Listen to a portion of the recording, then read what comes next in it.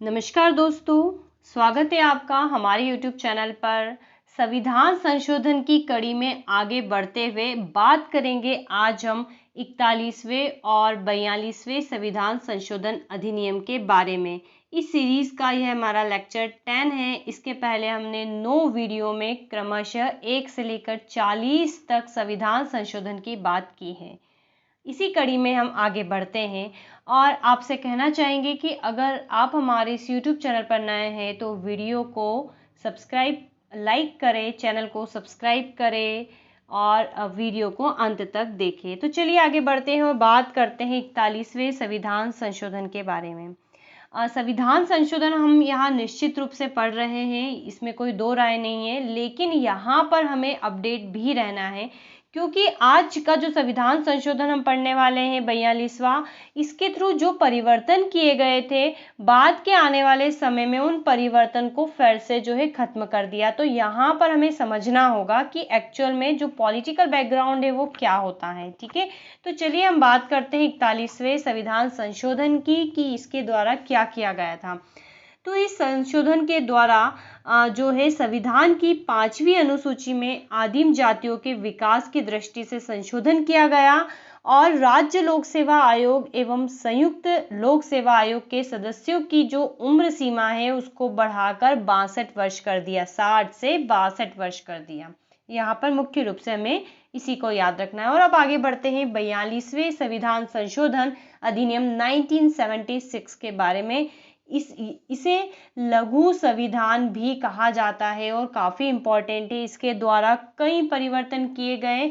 इसके द्वारा संविधान में 2 नए अध्याय, 4A जिसमें मूल कर्तव्य है, 14A जिसमें न्यायाधिकरण का उपबंध है और 2 अनुच्छेद जिसके अंतर्गत आते हैं 323A और 323B और 11 नए अनुच्छेद और 52 अनुच्छेदों में संशोधन किया गया था और काफ़ी विस्तृत था। इसे जो है लघु संविधान की संज्ञा दी जाती है। अगर इस संशोधन के पीछे का हम बैकग्राउंड को समझें तो ये डायरेक्टली जो है पॉलिटिकल चीज़ों से जुड़ा हुआ था, इंदिरा गांधी के शासनकाल से जुड़ा हुआ था।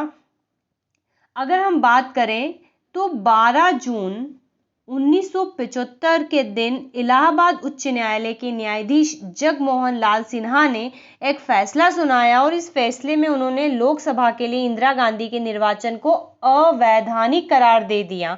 न्यायमूर्ति ने यह फैसला जो है समाजवादी नेता राजनारायण द्वारा दायर एक चुनाव याचिका के मामले में सुनाया था। राजनारायण इंदिरा गांधी के खिलाफ 1971 में, ठीक है, 1971 में बतौर उम्मीदवार चुनाव में खड़े थे। याचिका में इंदिरा गांधी के निर्वाचन को चुनौती देते हुए उन्होंने तर्क दिया कि चुनाव प्रचार में सरकारी कर्मचारियों की सेवाओं का इस्तेमाल किया गया था, जिसके कारण वो चुनाव हार गए थे।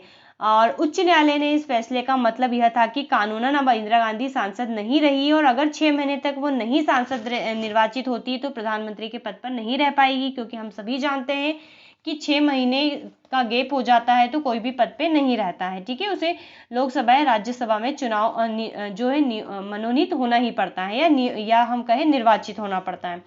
24 जून 1975 को सर्वोच्च न्यायालय ने उच्च न्यायालय के इस फैसले पर आंशिक स्थगन आदेश सुनाते हुए कहा कि जब तक इस फैसले को लेकर की गई अपील की सुनवाई नहीं होती तब तक इंदिरा गांधी सांसद बनी रहेगी, लेकिन वे लोकसभा की कार्रवाई में भाग नहीं ले सकती। और जब इंदिरा गांधी ने जब इस प्रकार का निर्णय आया तो क्या करा, 42वें संविधान संशोधन ताबड़तोड़ कुछ इस प्रकार से किए जो कि उनके फेवर में हो। जैसे कि जो विधायिका के कार्यकाल है 5 से बढ़ाकर 6 कर दिया। प्रधानमंत्री, राष्ट्रपति और उपराष्ट्रपति पद के निर्वाचन को अदालत में चुनौती नहीं दी जा सकती। इस प्रकार के तमाम उपबंध किए गए। हालांकि जब 44वें संविधान संशोधन आया तो कुछ चीजों को फिर से जो है परिवर्तित कर दिया गया। तो अब हम बात करेंगे 42 के द्वारा क्या किया गया। चलिए, हालांकि इसके अलावा भी कुछ महत्वपूर्ण चीजें हुई थी। तो ये इसका जो है इंटरनल बैकग्राउंड था। तो अब आइए जानते हैं कि 42वें संविधान संशोधन के थ्रू क्या किया गया। तो यहाँ पर प्रस्तावना में 3 नए शब्द धर्मनिरपेक्ष, समाजवादी और राष्ट्र की अखंडता को जोड़ा गया। मूल कर्तव्य जोड़े गए। मूल कर्तव्य को अपना एक विशेष महत्व है। 42वें संविधान कितने ही एग्जाम में पूछा गया है और भाग 4A में इसे रखा गया है, जिसमें 11 मूल कर्तव्य दे दिए हैं सरदार स्वर्ण सिंह समिति की सिफारिश पर, और 11वें को 86 अमेंडमेंट एक्ट के तहत जोड़ा गया था, सभी ने हमने पढ़ा है। अनुच्छेद 55 में संशोधन किया गया। 55 में स्पष्ट कर दिया गया है कि लोकसभा और राज्य विधानसभाओं में जो स्थानों का आवंटन है, संसदीय विधानसभा निर्वाचन क्षेत्रों का विस्तार, अनुसूचित आदिम जातियों के लिए स्थानों का आरक्षण आदि के प्रायोजन के लिए जनसंख्या से तात्पर्य 1971 में की गई जनसंख्या पर आधारित जनसंख्या है, ठीक है, और सन 2000 तक वैसी ही बनी रहेगी। हालांकि लोकसभा से संबंधित अनुच्छेद 55 लोकसभा में अनुसूचित तथा अनुसूचित जनजातियों के लिए स्थान के आरक्षण के संबंध में अनुच्छेद 332 और 330 में भी संशोधन किया गया है, ठीक है। इस प्रकार के तमाम संशोधन किए गए। हमारे लिए केवल इतना ही जानना महत्वपूर्ण है, हम इसको लास्ट में शॉर्ट भी करेंगे क्योंकि काफी बड़ा है। अनुच्छेद 74 में संशोधन किया गया है, जिसके तहत राष्ट्रपति मंत्रिपरिषद की सलाह को मानने के लिए बाध्यकारी बना दिया गया है, ठीक है। मंत्रिपरिषद जो भी सलाह देगा वो राष्ट्रपति को मानना होगा, जिसके तहत जो है आपातकाल लगाया गया था। चलिए आगे बढ़ते हैं इसी के क्रम में। लोकसभा विधानसभा के कार्यकाल में जो है 5 से 6 वर्ष की बढ़ोतरी कर दी गई, अर्थात 6 वर्ष का कार्यकाल कर दिया। हालांकि 44 से संविधान संशोधन द्वारा उसे हटा दिया गया, पुनः जो है 5 वर्ष का कार्यकाल ही रहा, और हम आज 5 वर्ष के कार्यकाल में ही चुनाव जो है करते हैं। निर्देशक तत्व के कार्यान्वयन हेतु बनाई गई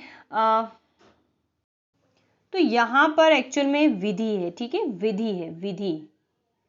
निदेशक तत्वों के कार्यान्वयन हेतु बनाई गई विधियों को न्यायालय द्वारा इस आधार पर अवैध घोषित नहीं किया जा सकता कि वे मूल अधिकारों का उल्लंघन है। संसद को राष्ट्र विरोधी कार्यक्रमों के संबंध में कार्यवाही करने के लिए विधि बनाने की शक्ति दे दी गई, और ऐसी विधियां मूल अधिकारों पर अभी प्रभावी होगी, ठीक है। भारत के किसी एक भाग में राष्ट्रीय आपातकाल की घोषणा की जा सकती है। राष्ट्र में राष्ट्रपति शासन के कार्यकाल में एक बार में 6 माह से 1 साल तक की बढ़ोतरी की जा सकती है। केंद्र को किसी राज्य में कानून एवं व्यवस्था बनाए रखने के लिए सैन्य बल भेजने की शक्ति।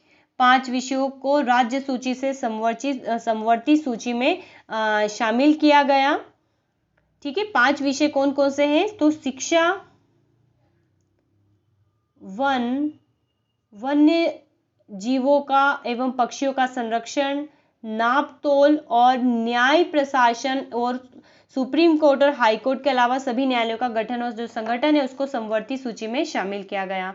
संसद और विधानमंडल में कोरम की आवश्यकता की समाप्ति, अखिल भारतीय विधिक सेवा के निर्माण की व्यवस्था, और संसद को निर्णय लेने में शक्ति दी गई कि समय समय पर अपने सदस्यों ने समितियों के अधिकार एवं विशेष अधिकारों का निर्धारण करें, और सिविल सेवक के दूसरे चरण पर जांच के उपरांत प्रतिवेदन के अधिकार को समाप्त कर अनुशासनात्मक कार्रवाई को जो है छोटा किया गया, ठीक है। तो उच्चतम न्यायालय में भी कई सारे परिवर्तन किए गए थे। तो बेसिकली हम जब पर्टिकुलर पढ़ेंगे तमाम जो भी अध्याय होते हैं कॉन्स्टिट्यूशन से जुड़े हुए, जैसे नीति निर्देशक तत्व, न्यायपालिका, तब वहां पर हम इन्हें बेहतर तरीके से समझेंगे, क्योंकि संशोधनों के जो क्रम से संशोधन किए जाते हैं कई बार वो आगे जाके परिवर्तित भी हो जाते हैं, तो हम इन्हें पर्टिकुलर उस अध्याय में ही पढ़ेंगे। तो 42वें संविधान, अब हम आगे बढ़ते हैं और न्यायपालिका की बात करते हैं।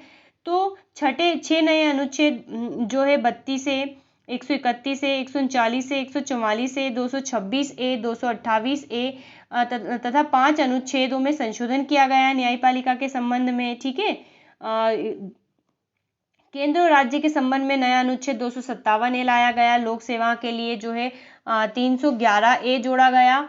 अधिकरण भाग 4 में 323A और 323B को जोड़ा गया। प्रशासनिक अधिकरण है 323E, हम सभी जानते हैं, और अन्य विषयों के लिए अधिकरण जो है 323B में दिए गए हैं। आपात उपबंध जो है संशोधन द्वारा अनुच्छेद 352, 353, 56, 57, 58, 59 में संशोधन किए गए। संवैधानिक संशोधन को न्यायिक जांच से बाहर किया गया। न्यायिक समीक्षा एवं रिट न्याय क्षेत्र में सुप्रीम एवं हाई कोर्ट की शक्ति में कटौती की गई। तो इतने सारे जो है परिवर्तन किए गए 42वें संविधान संशोधन के माध्यम से। अब हम बात करते हैं 43वें संविधान। 43 को हम नेक्स्ट वीडियो में कवर करेंगे। तो दोस्तों आज के लिए इतना ही। अगले संशोधन की कड़ी में हम अगले वीडियो में आगे बढ़ेंगे। तो बताइएगा ये सीरीज और वीडियो आपको कैसा लगा। सो comments, subscribe our channel, like, share, comment. Have a nice day and thanks for watching.